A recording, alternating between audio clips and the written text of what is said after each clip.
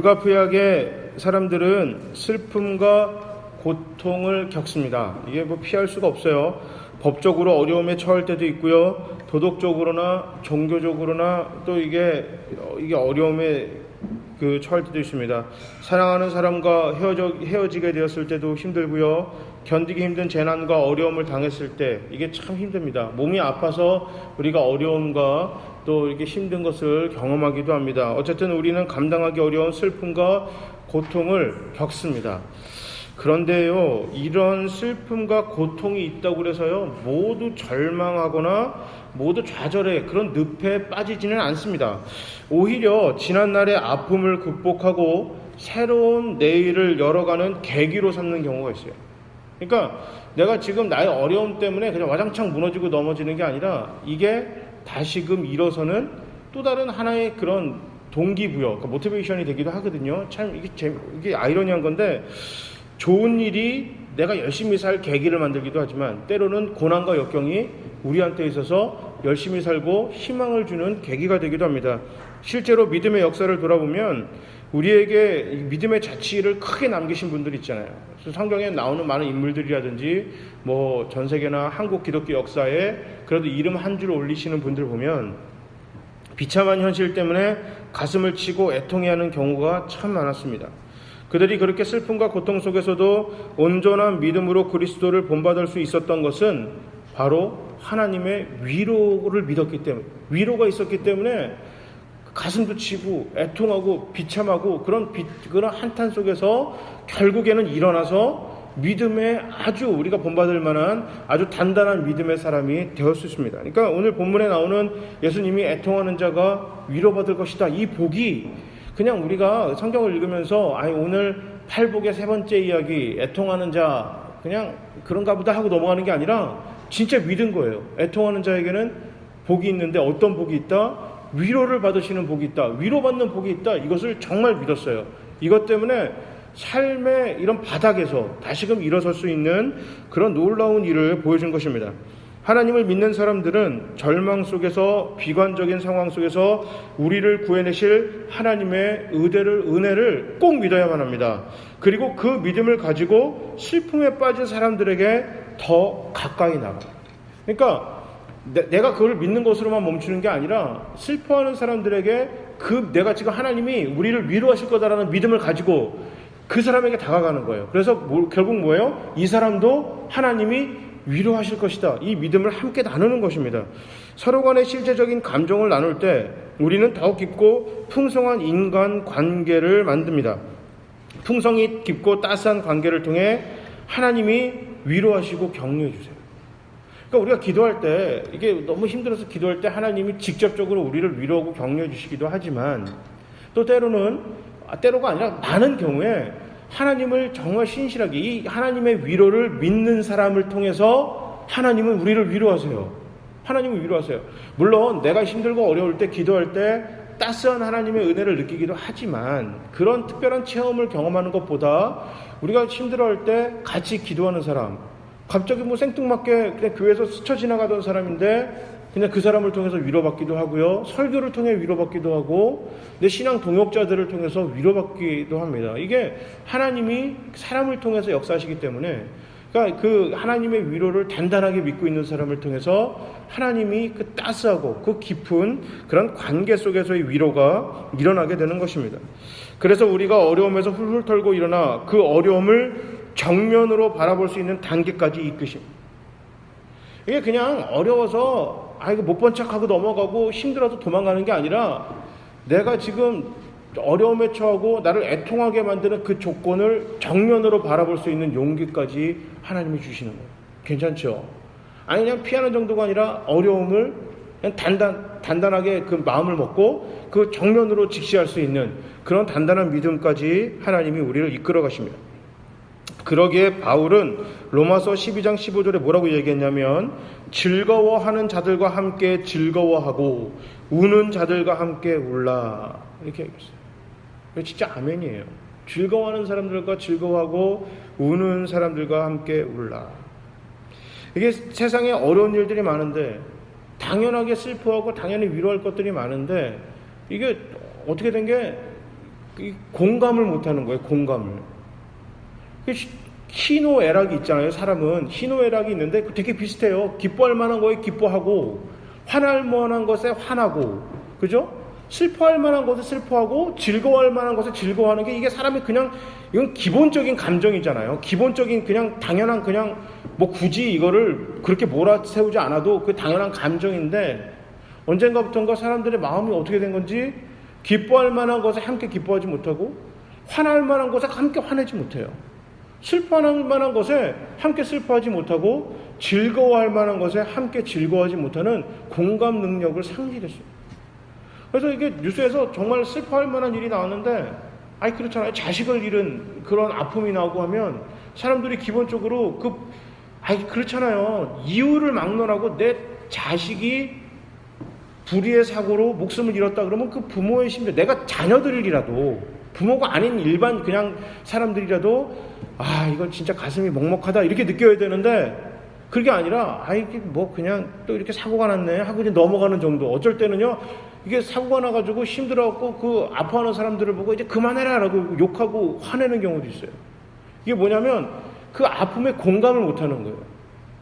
공감을 못하는 건데, 이게 비단 지금 이 시대만 있었던 게 아니라 사도 바울이 로마서 12장 15절에 성경에 굳이 즐거워하는 자들과 함께 즐거워하고 우는 자들과 함께 울라 이렇게 했던 건 뭐예요? 그 시대도 지금부터 2000년 전에도 함께 즐거워하지 못하고 함께 울지 못한 거예요. 함께 울지 못하고. 그래서 예수께서 말씀하신 8복 가운데 두 번째 복, 애통하는 자가 복이 있는데 어떤 복이 있다? 위로를 받을 것이다. 이게 얼마나 큰 복인지 우리 한번 이야기를 한번 나눠보도록 하겠습니다. 예수께서 말씀하신 애통하는 자는 좁게는 자기 자신과 자신의 가족의 비참한 현실, 그리고 그런 것을 때문에 슬퍼하는 거예요. 나와 내 가족, 내 주변에 있는 사람 때문에 슬퍼하는 거고, 조금 더 넓게 보면 이웃과 사회, 민족과 세상의 어려운 형편, 불의를 보고 이런 것들을 보고 고통스러워하고 슬퍼하는 사람을 말합니다. 그러니까 이 애통하는 이 마음은 우리가 뭔가 다른 것과 이게 잘 구분해야 되는데, 한탄하는 것과 비관하는 거는 좀 달라요. 애통하는 마음과 한탄을 하거나 비관하는 거는 조금 이건 다릅니다. 한탄과 비관에는 희망적이거나 창조적인 일이 없습니다. 이게 비판하고 막 한탄하고 비관하고 막 절망하고 이거에는 소망이 없어요. 그냥 굉장히 부정적인 것만 계속 있습니다. 냉소적입니다. 냉소적이고 책임을 전가합니다. 그러니까 누구 때문에요? 쟤 때문에 이게 안 된다는 거예요. 누구 때문에 안 되는 거예요? 내가 집이 가난하기 때문에, 내가 못 배웠기 때문에, 이 사회가 틀려먹었기 때문에 안 된다. 굉장히 냉소적이고 비감정입니다. 그러니까 책임을 전가하는 경우가 있고요. 그래서 자기 합리화를 합니다. 결국엔. 그러니까 결론이 뭐냐면, 이 비관하고 한탄하고 이 애통하는 것과 다른 이 비관과 한탄은 최고 잘 되는 경우가 결국 자기 합리화가 최선의 결과예요. 자기 합리화. 그래, 내가 어쩔 수 없지 뭐. 이게 저게 상황이 이렇게 됐으니까. 이게 어떤 발전적인 게 없는 거예요. 반면에 애통은 솔직하고 정직한 자기 이해가 있습니다. 이거는 조금 달라요. 이거 뭐가 다르냐면, 나에 대해서 확실하게 하는 거예요. 이게 너를 살피기 이전에 나부터 살피는 거예요. 나부터 살피는 겁니다. 굉장히 정직합니다. 그래서 결국에는 소망으로 향합니다. 이게 애통하는 마음이에요. 결국에는 소망을 가는 거예요. 그러니까 다 똑같이 죽겠다, 힘들어 죽겠다 하거나 막 울거나 가슴을 치는 건 똑같은데, 이 비관하거나 이건 한탄하는 거는 결국 소망으로까지 가지 못해요. 그냥 거기서 멈추는 거예요. 거기서 멈추는 건데, 성경에서 말하는 애통은 소망까지 가는 것을 애통함 이렇게 이야기합니다. 그러니까 한탄과 비관에는 좌절과 포기가 앞서지만 애통에는 반드시 희망을 향해 나아가는데, 배경은 같죠. 배경은 같은데 왜 결과가 이런 큰 차이를 나냐면, 성령님이 함께 하느냐 함께 하지 않느냐, 이게 가장 큰 차이가 나는 것입니다. 하나님이 함께 하기 때문에 소망으로 가는 것이고, 하나님이 없기 때문에 결국 그 자리에서 멈추거나 더 나쁜 안 좋은 상황으로 이끌어 가게 되는 것입니다. 성령의 감동이 있기에 한탄과 비관에서 희망을 향해 나아갈 수 있는 것입니다. 이게 내가 갖고 있는 성품이라든지 내가 뭐 어떻게 잘 배워서 슬퍼하는 상황 속에서 소망으로 가는 게 아니고요. 성령님이 우리를 소망의 자리로 이끌어 가시는 거예요. 소망의 자리로 이끌어 가시는 겁니다. 이것이 바로 하나님의 위로다. 오늘 이렇게 얘기하는 거예요. 그러니까 하나님의 위로하심이 있기 때문에 우리가 소망을 바라볼 수가 있는 거예요. 소망을 바라볼 수 있는 것입니다. 그러므로 애통하는 자는 한탄이나 비관에 젖어 있는 사람이 아닙니다. 그러니까 우울증에 걸려서 그것에서 그냥 이렇게 그 자리에 앉아 있는 사람이 되지 못합니다. 그러니까 우울증에 걸릴 수 있죠. 교회를 다녀도 우울증에 걸릴 수가 있습니다. 하지만 우리가 기도를 하고 또 우리 병원을 다니면서 치료를 받으면서 우리가 어떻게 돼요? 결국은 하나님이 치유하셔서 소망의 자리로 우리를 이끌어 가시는 것입니다. 그러니까 하나님이 있냐 없냐의 큰 차이가 우리가 비관하는 한탄에만 남겨져 있느냐 아니면 소망으로 가는 애통하는 사람이 되느냐, 이거 아주 큰 차이가 있는 것입니다. 애통하는 자는 열등감에 사로잡히지 않습니다. 양심의 가책에 사로잡혀서 내면적인 갈등으로 방황하지 않습니다. 그러니까 이게 뭐냐면 사탄이 하는 것 중에서 우리가 어려움에 처하거나 죄를 짓거나 우리가 뭐 할 때 사탄이 가장 우리를 힘들게 하는 것이 뭐냐면 죄책감이에요. 죄책감.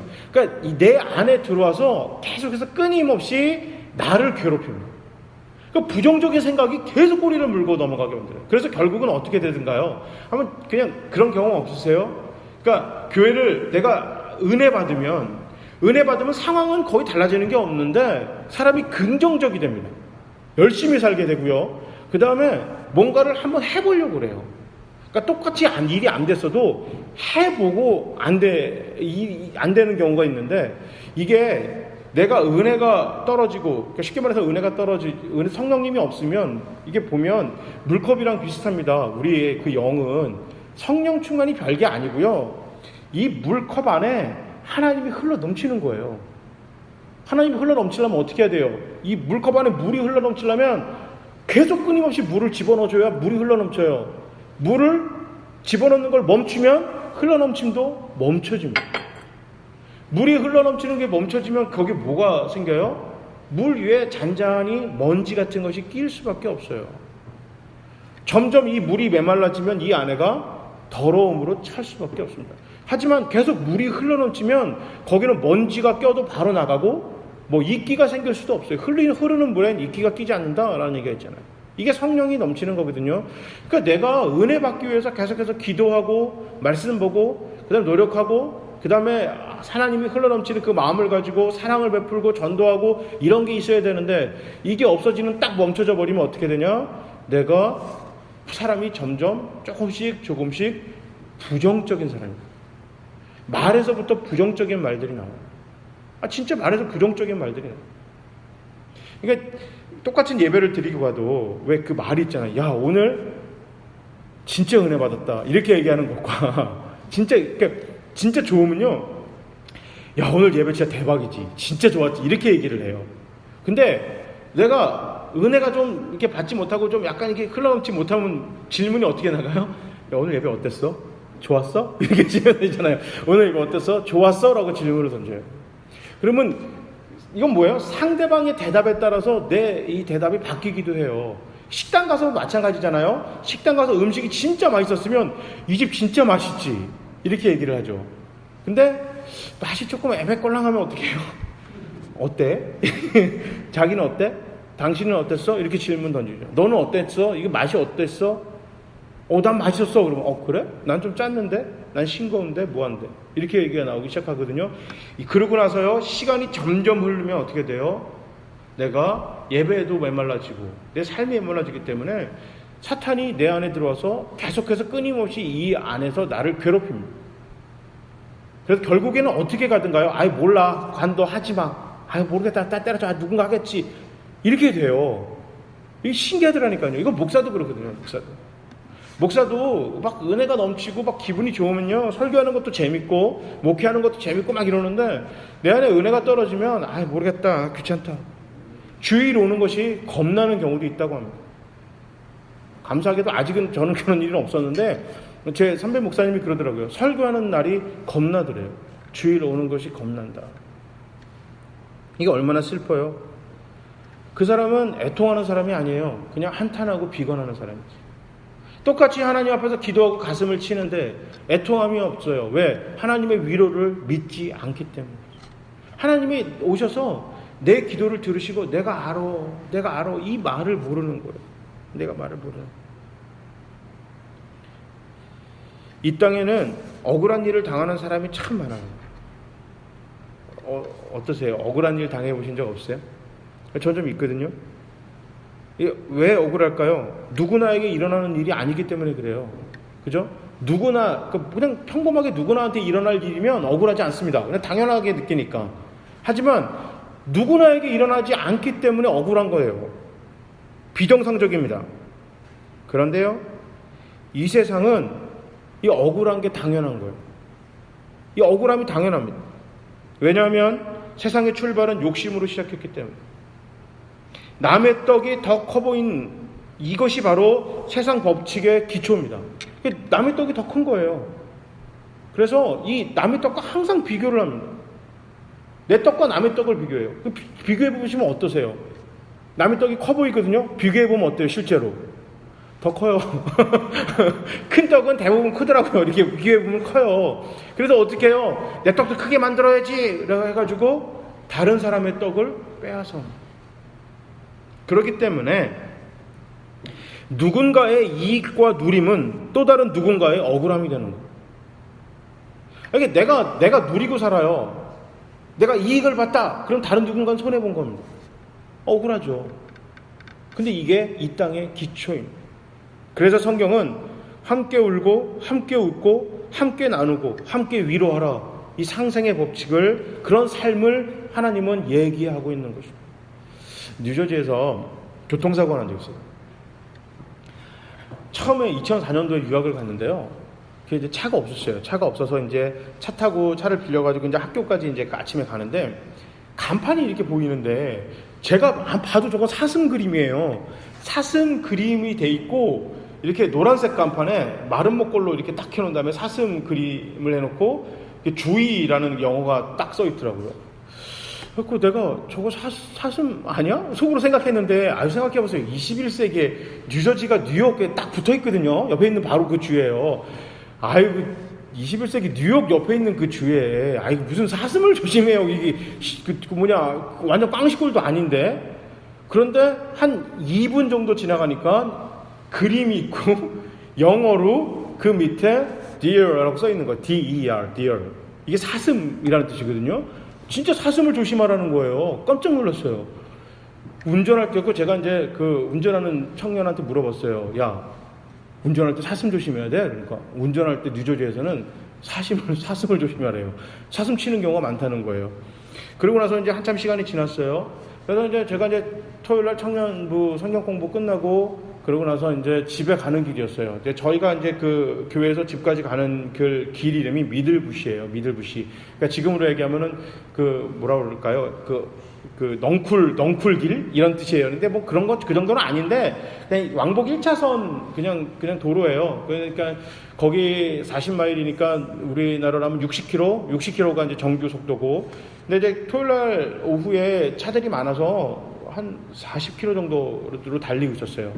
근데 건너편 왼편에서 진짜 큰 사슴이 확 뛰어드는 거예요, 차로. 그러니까 제가 이거 어떻게 할 방법이 없어요.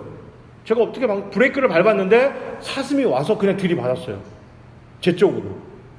사슴이 와서 들이받고 이게 뭐 그냥 이쪽으로 들이받고 이렇게 넘어서 이쪽으로 넘어간 거예요, 사슴이. 그러다 일어나서 비틀비틀하고 저쪽 숲속으로 들어갑니다. 제 뒤에 차가 경찰차였어요. 미국은 일반 승용차인데 언더커버라고 그래가지고 일반 승용차인데 돌아다니면서 이게 뭐예요? 그 교통 안 지키는 경찰 차들 잡으려고 이렇게 돌아다니는 경찰들이 있거든요. 그 경찰이더라고요. 이렇게 그 위에다가 삐뽀삐뽀 올리는 걸 부르더니만 저한테 오더니만은 괜찮냐는 거예요. 나 괜찮아. 그랬더니만은 자기는 내가 죽은 줄 알았대요. 너무 큰 사슴이 운전자 쪽으로 밀고 들어와서. 그 큰 사슴은 약 1톤 정도 하거든요. 그러니까 밀고 들어왔고 죽었다라고 생각을 했대요. 그러니까 우리 집에서 한 7분 정도 남았어요, 이제. 이게 내리려고 하니까 문짝이 안 열리는 거예요. 이게 횡다고 이쪽이 확 문 쪽이 밀고 들어와가지고. 그래가지고 이제 집까지 갔네요. 집까지 가서 이제 반대편 차선으로 내리고 보니까 이 사이드 밀러가 날아간 거예요. 또 가난한 유학생이잖아요. 그래서 다시 또 차를 몰고 그 사이드 밀러 주스러 갔어요. 이제 혹시나 붙일 수 있을까? 이게 갔네요. 그러니까 주일날, 토요일날 이제 그 교회에서 정비소 하시는 집사님한테 이제 전화를 했어요. 집사님, 제가 이러이러해서 차 좀 고쳐야겠습니다. 그러니까 그 집사님이 그러면 주일날 차를 갖고 오라고 그러셔서 이제 갔어요. 주일날 차를 갖고 갔는데 이 집사님이 일부 이제 방송실 전체를 맡으세요. 그러니까 이제 방송실 하시고 목사님이나 주변 분들은 다 이야기를 한 거예요. 백 목사님이 가다가 사슴을 받았다. 이거 다들 깜짝 놀랐죠. 왜냐하면 사슴을 받으면 큰일 나니까. 괜찮다더냐?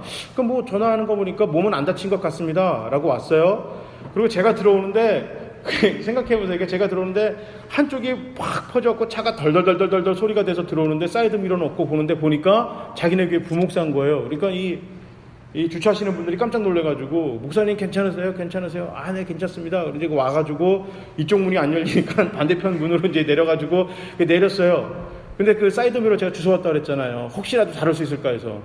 그래서 그걸 들고 갔더니 그 집사님이 나오시더니만은 차를 보더니만은 저를 보고 차를 보고 저를 보고 차를 보더니만은 진짜 괜찮아요 목사님? 그러니까 네 괜찮은데요. 그러니까 야 진짜 하나님이 잘해주셨네요. 이거 차 고칠 수 있을란가 모르겠네요 이러시는 거예요.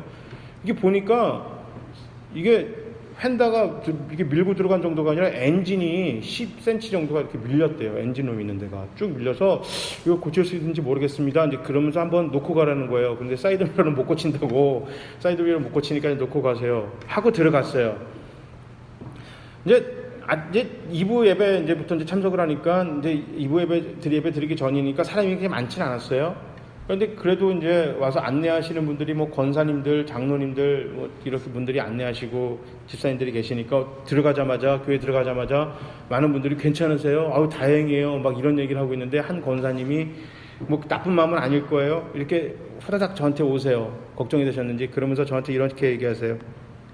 목사님 사슴 받았다면서? 네. 얼마나 목사가 기도를 안 하면 사슴을 받아. 아니, 이게 뭐 나쁜 마음은 아닐 거예요. 그분 여기는 천사인데 이 어딘가가 이렇게 악마가 있는지 나올 때 이렇게 꼭 그렇게 말이 한번 걸려요. 여긴 천사예요. 분명히 알아요. 여긴 천사인데 여기 어디가 뭔가 문제가 있는 것 같아요. 근데 그러는 거예요. 똑같은 말이라도 위로부터 하고 그 다음에 이제 조금 이제 내가 확실히 괜찮은 거 확인한 다음에 그 다음에 농담으로 이렇게 탁 치면서 목사가 기도 안 하니까 사슴 받지. 근데 그 말이 끝나자마자 가는데 그 전도사님이 계세요. 여자 전도사님 이제 그 민전도사님이 계셨는데 민전도사님이 나를 잡더니만은 아이고 목사님 차 보니까 목사님 크게 상할 뻔했는데 안 다친 거 보니까 목사님 하나님 잘해주시고 기도 많이 해서 안 다친 것 같다. 똑같은 사건인데 어떤 사람은 기도 많이 해서 또 하나님이 잘해주셔서 몸이 안 다쳤다 얘기하고 위로하시는 분이 있고 어떤 사람은 목사가 기도 안 하니까 사슴 받았다 이렇게 얘기하는 게 있어요.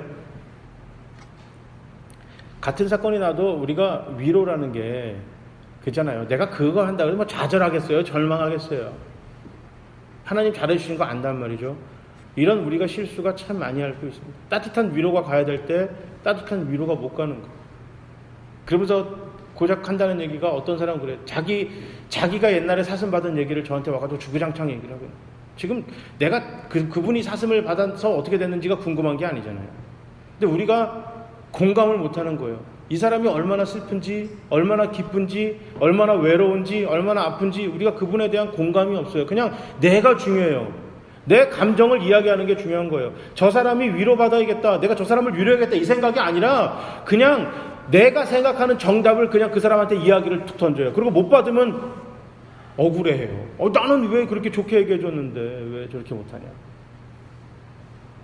왜 그럴까요? 왜 우리가 그 사람과 공감을 못할까요? 우리는 공감을 못하게 생겨먹었어요. 그렇게 태어났어요. 죄라는 거는 다른 사람과 공감하지 못하게 만듭니다. 왜? 욕심이 나서 남의 떡이 커 보여 그것을 뺏어가야 되는데 그 사람하고 공감하면 어떻게 뺏어와요? 못 뺏어요. 저 사람이 내가 이걸 뺏어오면 슬퍼하겠지. 왜? 내가 뺏긴 것만큼 저 사람이 슬퍼하겠지. 그럼 나눠 먹자. 이렇게 돼야 되는데 욕심은, 죄는 그렇게 만드는 게 아니거든요. 저놈이 어떻든지 상관없어요. 내가 뺏어서 나 행복할 것만 생각하기 때문에 진심 어린 위로, 진심 어린 기쁨, 함께 누리는, 상생하는 그런 삶, 함께하는, 동행하는 삶을 살 수가 없는 것입니다. 그렇기 때문에 성령이 아니고서는, 성령님이 내 안에 들어와 내가 하는 것이 아니라 성령님이 나를 통하여, 내 입술을 통하여, 내 얼굴 표정을 통하여, 내 물질을 통하여, 내 손과 발을 통해 하나님이 일하실 때, 그때야 비로소 참된 위로가 나아갈 수 있는 것입니다. 이사야서 61장 1절부터 3절 말씀입니다. 주 여호와의 영이 내게 내리셨으니 이는 여호와께서 내게 기름을 부으사 가난한 자에게 아름다운 소식을 전하게 하려 하심이라. 나를 보내사 마음이 상한 자를 고치며 포로된 자에게 자유를, 갇힌 자에게 노임을 선포하며 여호와의 은혜의 해와 우리 하나님의 보복의 날을 선포하여 모든 슬픈 자를 위로하되 무릇 시온에서 슬퍼하는 자에게 화관을 주어 그 죄를 대신하며 그 기쁨의 기름으로 그 슬픔을 대신하며 찬송의 옷으로 그 근심을 대신하고 그들의 의의 나무 곧 여호와께서 심으신 그 영광을 나타낼 자라 일컬음을 받게 하려 하심이라. 아멘. 이사야에게 하나님이 성령을 준 이유는 뭐예요? 위로하는 자가 되라. 복된 소식, 기쁜 소식을 전해 그들을 기쁘게 하고 위로하게 하고 해방시켜라. 이걸 하기 위해서 하나님이 이사야를 선택해서 보냈다. 성령을 부어주셨다. 성경에 나왔거든요. 예수님은 세상에서 보호받지 못한 자, 고통받고 있는 자, 가난한 자, 죄 가운데 있는 자, 억울한 사연이 있는 모든 사람들을 찾으셨습니다. 그리고 따뜻하게 맞아주셨습니다. 그렇다고 예수님이 부자들이나 많이 배운 사람들을 외면하신 것이 아니에요. 주님은 위로가 절실한 사람들에게 주목하셨어요. 위로가 지금 필요한 사람들에게 편견 없이 다가섰습니다.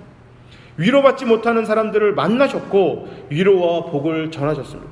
오늘 본문의 애통함은 비단 사람의 물질의 상실함으로 오는 것만 이야기하지 않습니다. 심적인 상실과 영적인 고갈에 대한 애통함도 이야기하고 있습니다. 그런데요, 이 물질적인 것과 이 영적인 것은 따로 떨어진 듯하게 보이지만 실제로 함께 붙어 있기도 합니다. 예수님 시대에는 불의가 넘쳐났어요. 불의. 잘못된 게 넘쳐났습니다. 식민지 시대에 부자로 권력자로 살 수 있다? 이것은 피지배 국민들 입장에서 보면 불의함 그 자체죠. 아니, 내가 피지배 계층인데 어떻게 식민지 시대에 부자로 살고 권력자로 살 수 있겠습니까? 올바르다면. 이게 그냥 일반적이라면 그렇게 못 살거든요. 그러니까 부자들과 권력자들은 세상을 자신들에게 유리하게 만들었어요. 세상의 체제가 불의라는 구조 아래 갇혀버렸습니다. 이러한 사회적 불의로 인해 물질적인 애통함이 생겼습니다. 그 물질적인 애통함이 심적인, 영적인 애통함으로 발전했습니다. 그러니까 기독교는 세상의 양심에 대해 민감해야 합니다. 이것은 도덕이나 영적인 것만 이야기하는 것이 아닙니다. 세상의 잘못된 구조가 도덕과 신앙의 타락과 애통함을 가져오게 됩니다. 그러므로 오늘 본문의 애통함은 우리가 사는 세상의 전반적인 것의 잘못됨을 향한 안타까운 마음과 슬픔을 함께 이야기하고 있습니다. 독일 신학자 본 회퍼라는 사람이 있습니다. 나치 시대, 히틀러 나치 시대에 사역했던 이 젊은 목사예요. 참 젊은 목사인데 이 본 회퍼가 썼던 이 책들이 지금에 와서도 우리 신학 공부하는데 이게 아주 그냥 어마어마한 책들을 썼거든요. 근데 이 사람은 독일의 구조적, 도덕적, 영적인 타락을 비판했습니다. 바로잡기를 원했어요. 그래서 현실적인 삶의 불의함은 결국 내가 현실적으로 삶이 불의하다면, 그렇다면 결국에는 하나님을 향한 불의한 삶을 가져오고, 영적인 타락은 그래서 우리가 영적으로 타락해졌을 때 더 큰 현실의 잘못된 불의함을 가져온다. 이렇게 설명했습니다. 그렇기 때문에 히틀러가 잘못하고 있는데 교회가 어떻게 현실에 타협하기 때문에 히틀러의 잘못을 지적하지 않아요. 히틀러의 잘못을 지적하지 않다 보니까 마음이 괴롭죠. 현실적으로 이게 불의에 내가 협력을 했으니까 괴로운데 이 괴로움이 시간이 지나다 보면 어떻게 보면 자기 합리화를 시켜요.